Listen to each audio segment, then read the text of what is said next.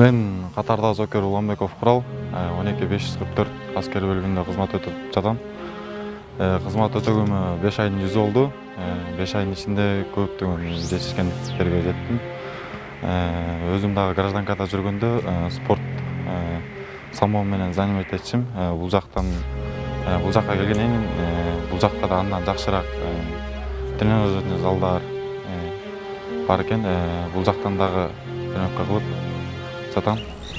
Дагы ушул учурдан пайдаланып Жалал Абад областынын Токтогул шаарынын жашоочусу атам Мырзалиев Уланбек, апам Төрөгелдиева Гүлзина ата энеме салам жолдойт элем.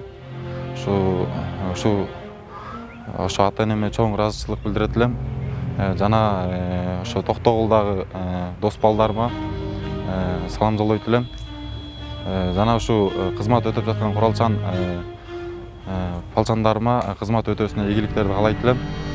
Жана ошондой эле ушу менин кийинки өсүп келаткан өспүрүм ушу инилерибизге айта кетчү нерсем ушу аскердик кызматка келгиле.